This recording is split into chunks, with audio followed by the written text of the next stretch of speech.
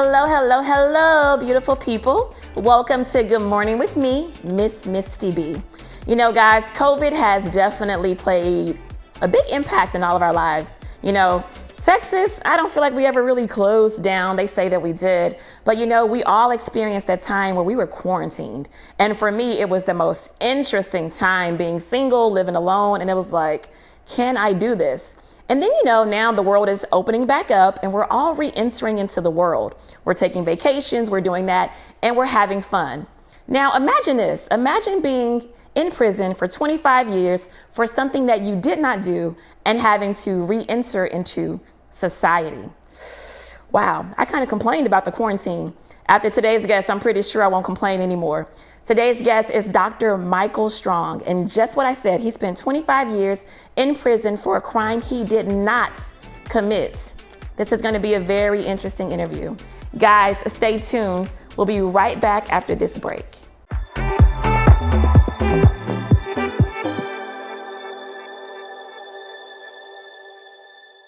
Confidence comes standard with a certified pre-owned Cadillac from Ron Carter Cadillac, your only Houston area Cadillac to your door dealer. Get 2.9% APR for 72 months on Houston's largest certified pre-owned Cadillac inventory, with the assurance of a 172-point inspection, meticulous reconditioning by master Cadillac technicians, and a total 5-year limited warranty with unlimited miles. Shop smarter when you shop Ron Carter. Ron Carter Cadillac.com. My prenatal promise is to make sure my baby is safe and healthy, because I know it is possible to acquire syphilis, HIV, or other STDs without knowing it. Getting tested is my very first chance to protect my baby. Doctors are required to give expectant mothers 3 separate tests for syphilis. If you're pregnant, ask your doctor if you're being tested properly for syphilis and other STDs. Congenital syphilis can lead to a miscarriage, stillbirth, or an infant death. Don't risk your baby's health. To find out more, visit myprenatalpromise.com.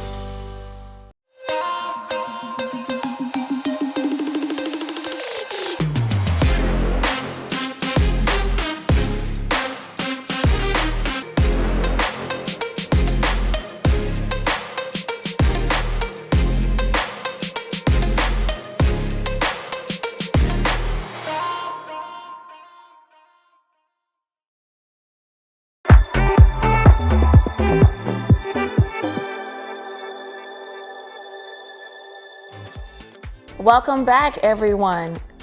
Listen, you know, second chances, that's something that we really all need. And it's one reason we should show a lot of compassion towards others, because you never know someone's story. Today in the studio, I have Dr. Michael Strong, and he has a very powerful story. Dr. Strong. Yes, ma'am. Thank you for coming in. Your story is very, very, very interesting. And I want to talk about it. So I know that you spent 25 years in prison for a crime that you did not commit. Talk to me about that. What happened? Well, it happened, you know, in September of 1983. My whole life was changed. I was doing a lot of great things for myself, and, you know, being a young man, not being exposed to a lot of things that transpired in my life. I was in the wrong place at the wrong time. Mm-hmm. I got wrongly convicted. Like I said, I was in the military, running track, you know, hit it to the Olympics. Then, like I say, one night, everything just changed, and here I am today. Wow. Yeah, one night, exactly. What was the crime that you were accused of? I was accused of murder and attempted capital murder. Wow. Wow. For 25 years, you spent time in prison. Yes, ma'am. Okay, dive deeper. What's going through your head? How old are you at that time? I was 22 at that time. Okay, 22 years old. What's going through your mind at 22 years old? You're in prison for something you know you did not do. What's going through your mind? Well, there was a lot of things that were going through my head, but basically, you know, I think I was more or less worried about my family and how it affected my family for the, you know, I come from a family, and I can just kind of like dwell in that, you know, it's about church with us. We're all church musicians. It was about sports, you know, 2-parent home, you know, and we had stability in our family. And the instability that happened, you know, on the account of this, you know, contributed to, you know, a lot of emotional turmoil that my mother had to deal with. Mm-hmm. My father was always a healthy man. This knocked down his health. I also lost my father in 1998 while I was incarcerated. Mm-hmm. That was one of the lowest points in my life, you know, thinking that I would come home and we would be rushing into each other's arms, and that didn't transpire. So that was the biggest downfall that I ever had to deal with. That, and then 2 weeks, 3 weeks later, after my father passed away, they get him buried. Then my mom had a triple bypass, and that was all due to stress. So that was a hard time. 1998 was a really down, dark year for me. Wow.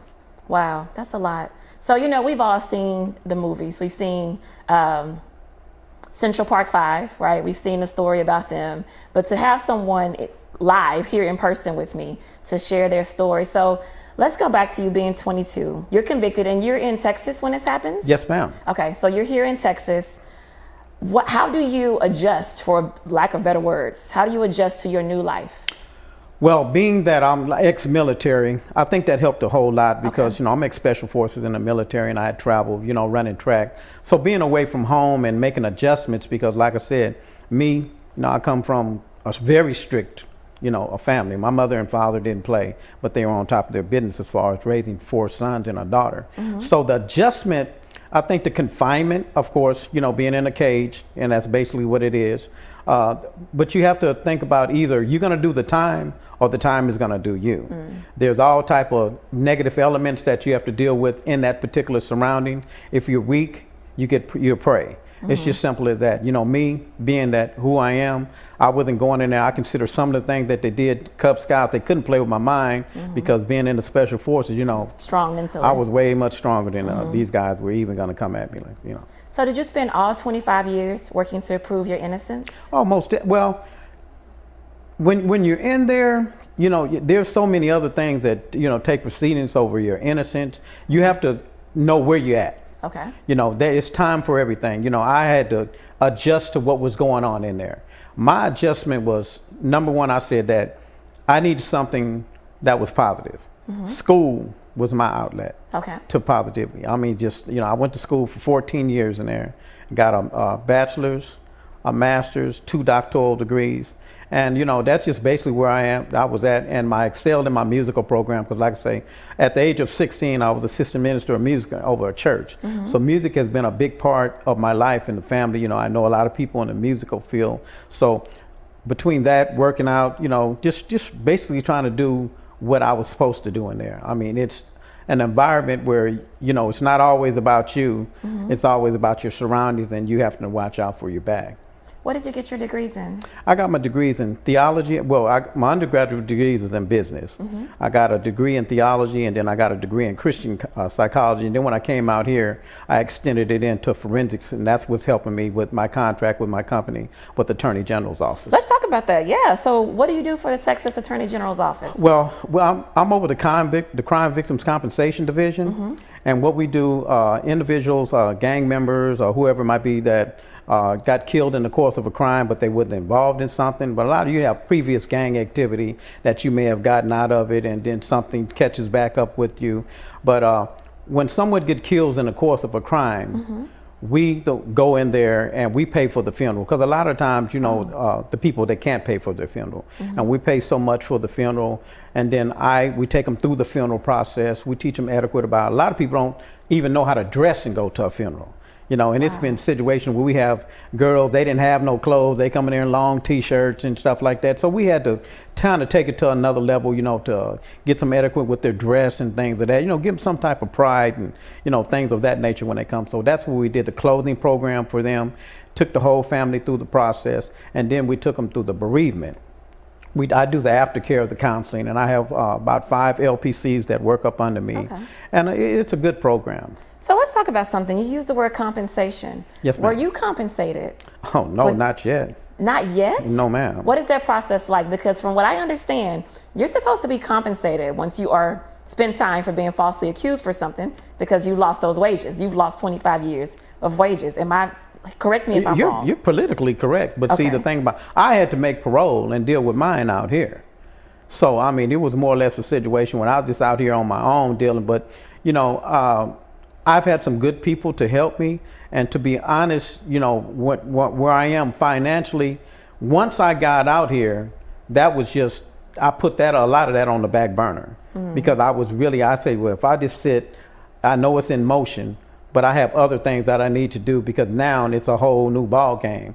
You know, I got grandchildren that I've never met. I got kids that I was never ever able to take care of. So that was the nucleus in my concern of getting back. My mother was old when I came home. She was young when I left. She was in her 40s when I left. Now she's in her, in her 70s and 80s. Now she's almost 90 years old since I've been home. So that was my focus right there. And what year were you released? I was released in 2010. So wow, 11 years of freedom. Yes, ma'am. Wow, how does it feel? Let me say this, you don't seem hard. No. You don't seem vengeful, you don't seem angry. That will pull your energy. You can't be bitter about a situation, you have to be better about it. I think about the small things, my grandchildren coming up hugging me, my feet being able to be on carpet, walking to, reaching my refrigerator and get some cold water instead of, being in my jail cell, getting some lukewarm water, on the concrete. So I got AC in the house. So why should I be? This is blessed. A lot of people, I had a life sentence. Wow. I came home, I had a life sentence with parole. Wow, we're gonna go to break. Hold that thought. Sure. This is my energy. I'm very serene at the moment because just listening to your story, you walk by people all day, every day, right? And you have no idea what their story is. Guys, stay tuned. We're going to be right back right after this break.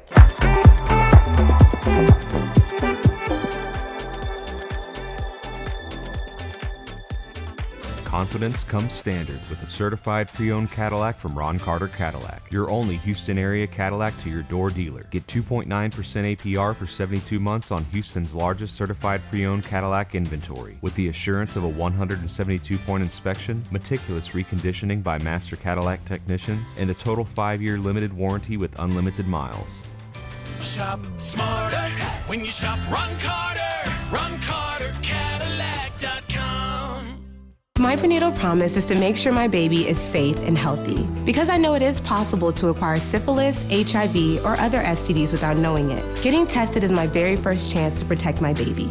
Doctors are required to give expectant mothers 3 separate tests for syphilis. If you're pregnant, ask your doctor if you're being tested properly for syphilis and other STDs. Congenital syphilis can lead to a miscarriage, stillbirth, or an infant death. Don't risk your baby's health. To find out more, visit myprenatalpromise.com.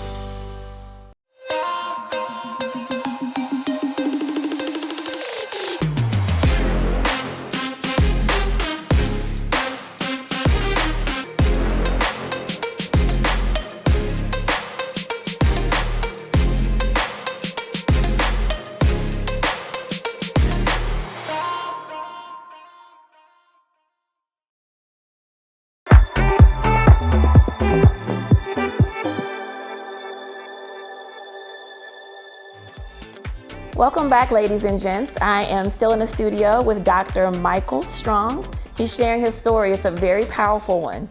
Dr. Strong, now let's talk about the myths, okay, about life after prison. What are some of those myths that, what do family members think is happening to their son, their daughter, their husband once they return home? Well, the myth, we could write a book on that, but we know we can't right at this particular time. The myth is like this. A lot of people, what they see on TV is where their mindset is at. You got men in there that, that cry in the dark. You got big buff guys in there that crying like little babies, And that situation is, you got humans in there too. You got a lot of people that's in the same situation as I am. You got doctors, lawyers, scientists that's in white.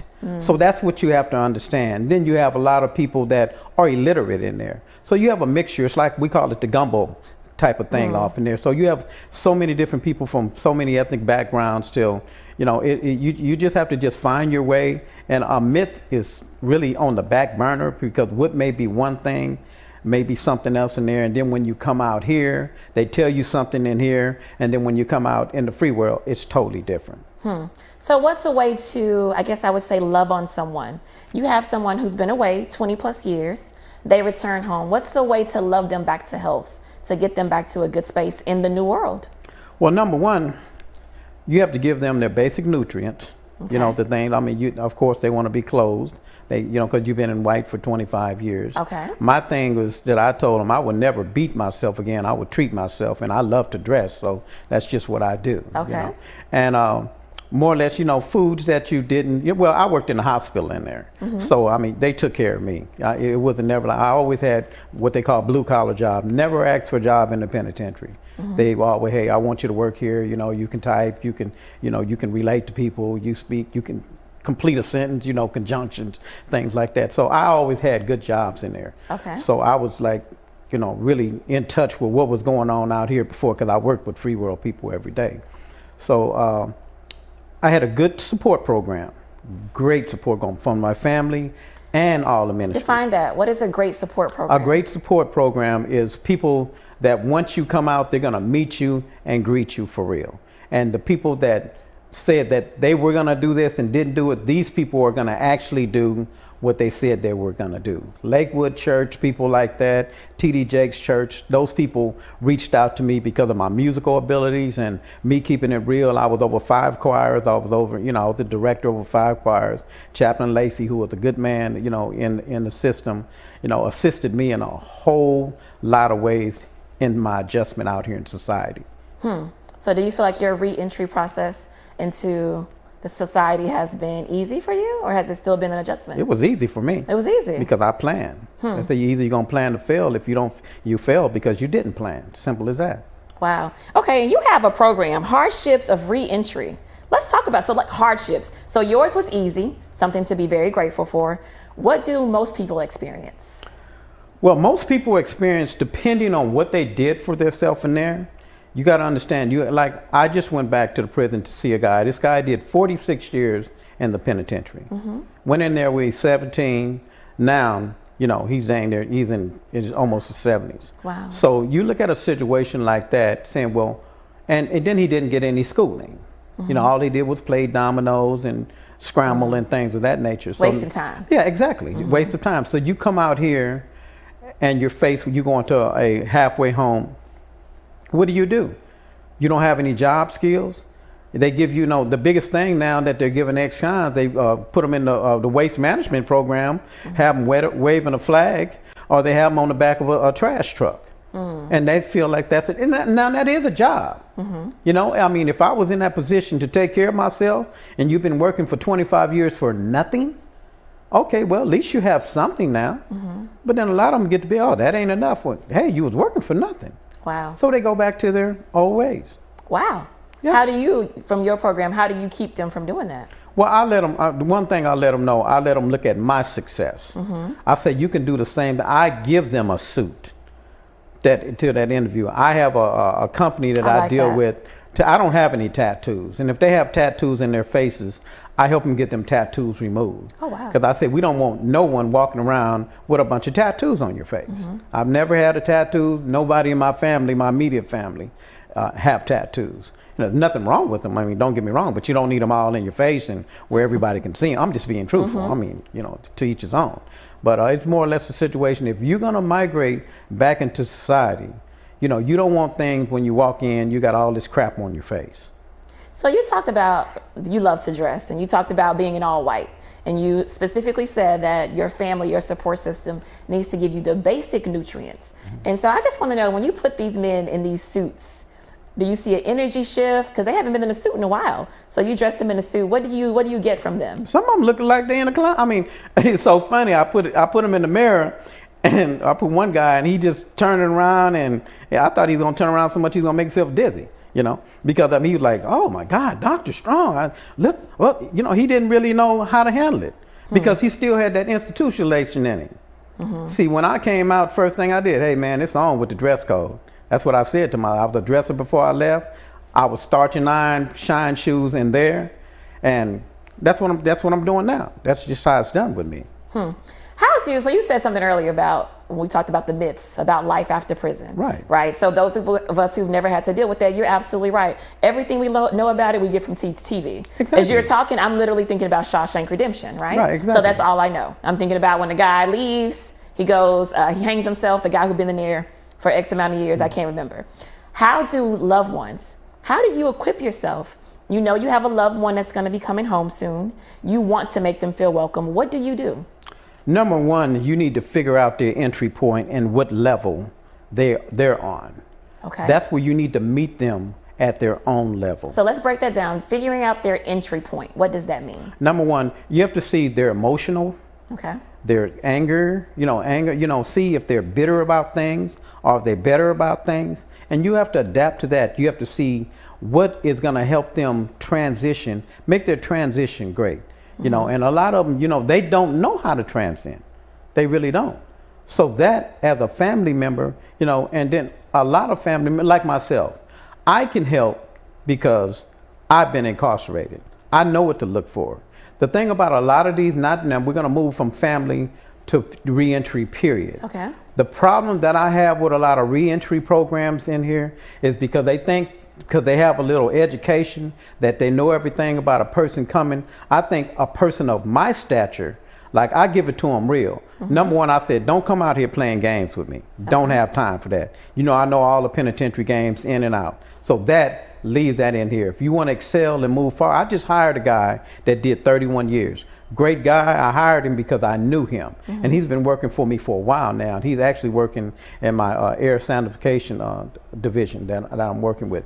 And you pick your people. One thing you don't want is a thief, because the first thing they're going to be looking for you is, oh, he'll steal, he's not trustworthy, and things that, people just have this thing, and then they're overlooking, all over your back and stuff like, and that's not cool, and that makes a person feel, uncomfortable. Absolutely, right. You make me feel uncomfortable. So let me ask you this. Do you hire ex-convicts? Yes, I do hire ex-convicts. How's that been for you? It's been good. I mean, you have your good and your bad, just like non-ex-convicts, you have to, weed them in and weed them out. I think ex-convicts, a lot of you have to take a little bit more time depending on how much time, because I knew some guys that were literate but they could count their money. They were big dope dealers riding in. That's just how it was. And I tell them the main thing I tell them this.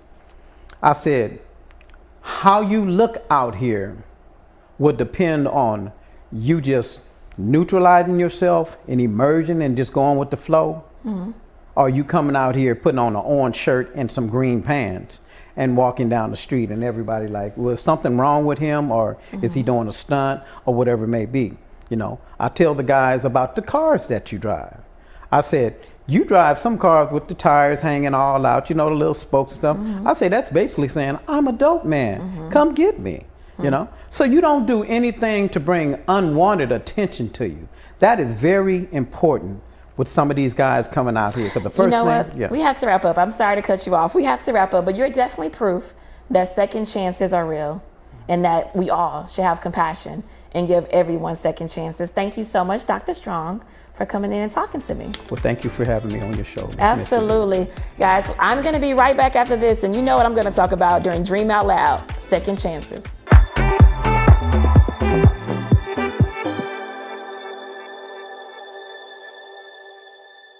Confidence comes standard with a certified pre-owned Cadillac from Ron Carter Cadillac, your only Houston area Cadillac to your door dealer. Get 2.9% APR for 72 months on Houston's largest certified pre-owned Cadillac inventory, with the assurance of a 172-point inspection, meticulous reconditioning by master Cadillac technicians, and a total 5-year limited warranty with unlimited miles. Shop smarter when you shop Ron Carter. RonCarterCadillac.com. My prenatal promise is to make sure my baby is safe and healthy, because I know it is possible to acquire syphilis, HIV, or other STDs without knowing it. Getting tested is my very first chance to protect my baby.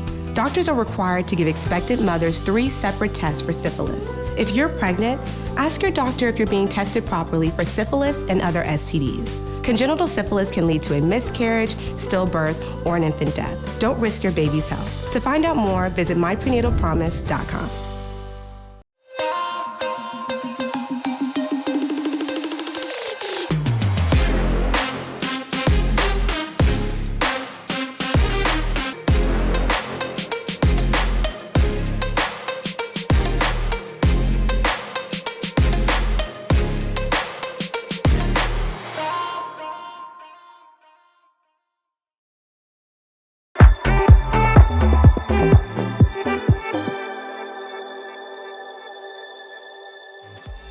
Welcome back, everyone. Dr. Strong shared his story, and it's a very, very, very powerful story. And he talked about being strong mentally. Like, that's pretty deep. You know, we focused on second chances, and a part of dreaming out loud is you have to be able to give, number one, yourself a second chance, because you're going to mess up in life. It's okay. Happens to the best of us. Two, you need to be forgiving of others. We are all human. We are all on this journey together, and we're going to make mistakes, and it's okay. Make sure that you learn how to forgive every single person, because all you're doing, if you're not forgiving someone or something, especially in business or in your personal life, you're like creating this blockage within you. And now you want to create all these other things, but you can't seem to create them because you have this resistance energy. You have this unforgiveness because you've refused to give someone a second chance. And let's be honest, who hasn't needed a second chance? I know I have. We all have. So show the same compassion that you want someone to show you.